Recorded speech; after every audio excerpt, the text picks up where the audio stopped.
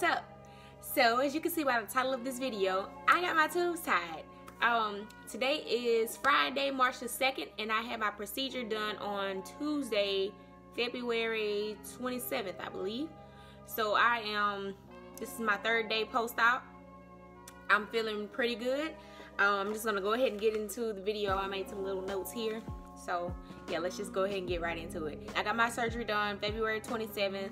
First thing I want to say is my insurance covered this 100%. I didn't have to pay any copay or anything like that. So first thing I want to talk about is why.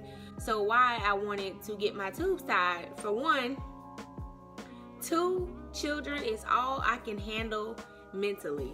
I know that this is the max. This is what I can do. I have what I'm supposed to have. I got my girl and I got my boy and I am done. Y'all, as you all know, being a mother is tough, and I just know that I have reached my limit. I cannot take anymore. The second reason was birth control wasn't really an option. So when I was on the pills, hi Emery, yeah, she came along on the pills because I couldn't remember to take them at the same time every day, and then I'd forget some days and then I have to double up the next day, and so yeah, we ended up having Emery. And I tried NuvaRing and it made me crazy. It was making me, if I'm being quite honest with you, it was making me suicidal and depressed, so I ended up having to take that out. I don't want to implant because it's just, I don't know, I just don't want to implant. First of all, I don't want to gain any weight. I don't want to take the risk of gaining any weight. As most of you know, I'm on my weight loss journey, and I can't afford to gain any weight. So yeah.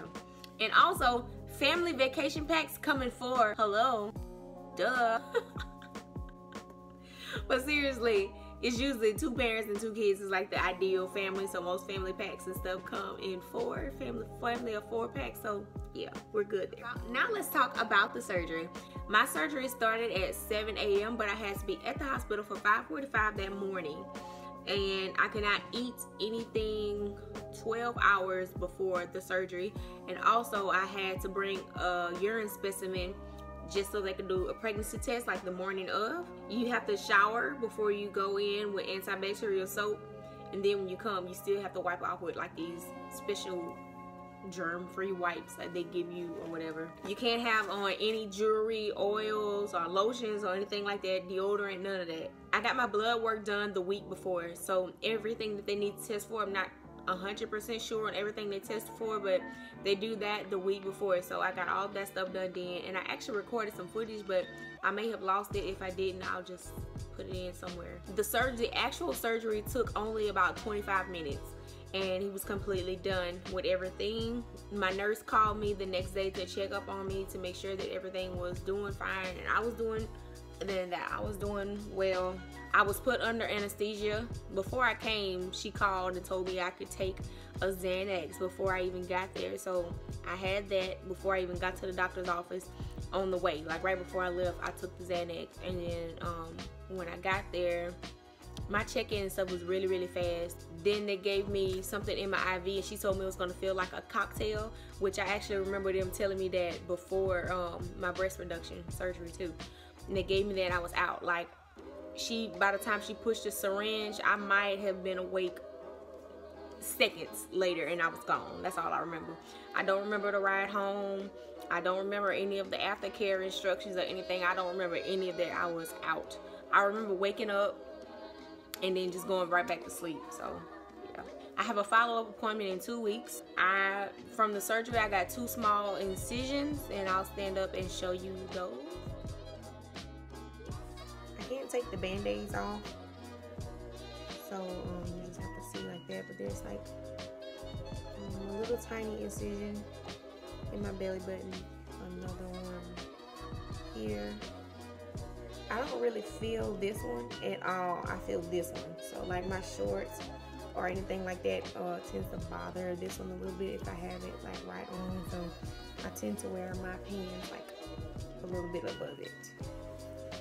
So, and any personal information that I think you guys might want to know is this was a joint decision. It wasn't me just going on my own to get this done. Also, your doctor may ask if you know, it depends on the doctor's preference, but I know some doctors that will not tie your tubes if you're too young or if your spouse doesn't agree with it.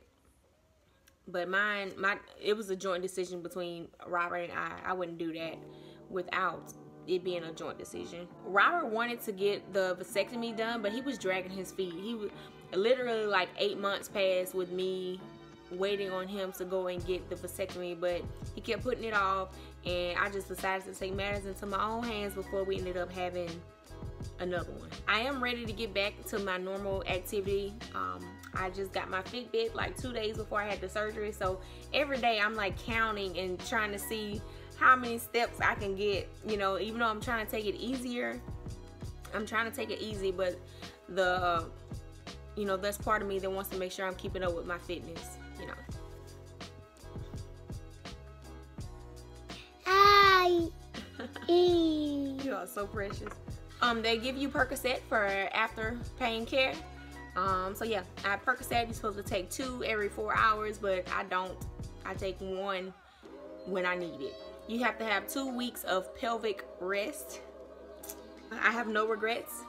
Sometimes thinking about that, you know, I will never have another child.